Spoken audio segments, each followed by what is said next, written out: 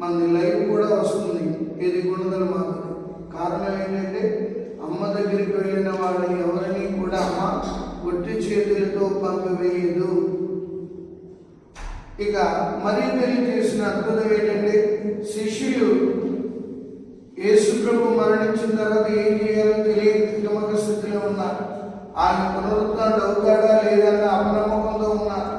మా జీవితం ఏంటి, శుభ్రంగా చేపలు పట్టుకునే వాళ్ళకి మమ్మల్ని తీసుకొచ్చి నది సముద్రంలో వదిలేసేదిగా ఆయన పునరుద్ధరణ అవుతాడో లేడు అని నిరాశ నిస్పృహలతో ఉన్న వాళ్ళకి మరియ ఏం చేసింది, అపోస్తులందరినీ పిలిచి మేడగది మీద కూర్చొని ప్రార్థిస్తుండగా పవిత్రాత్మ సర్వేశ్వరుడు అగ్ని నాలుగుల రూపంలో వాళ్ళ మీదకి వేయించేసి వచ్చాయి.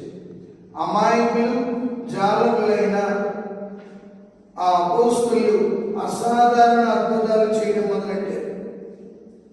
పేతురు గారు నడుస్తుంటే ఆయన నీడ పడితే చాలు మరణించిన వాళ్ళు లేచేవారు, అనారోగ్యంగా ఉన్నవాళ్ళు ఆరోగ్యవంతులుగా మారేవారు.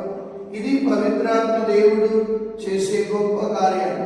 ఆత్మదేవుడు ఎప్పుడైతే మన యందు ఉన్నాడో, ఆత్మదేవుడిని మనం ఎప్పుడైతే ఆరాధిస్తామో, ఆ ఆత్మ సర్వేశ్వరికి మనం ఎల్లప్పుడూ చోటు ఇవ్వాలి. నిన్న గుడ్డుపల్లిలో ఇదే టైంలో ప్రసంగం చెప్పాను, అదే అందుకే రాత్రి రావడం లేట్. ఆత్మ సర్వేశ్వరుడు లేకుండా మనం ఏమి చేయలేం. యువతీ యువకులు ఉన్నాయండి, గురువులు ఉన్నాయండి, మఠవాసులు ఉన్నాయండి, ఎవరైనా సరే దేవుడు లేనప్పుడు ఆ దేవాలయం కానీ ఆ వ్యక్తులు కానీ నిరాశతో ఉంటారు.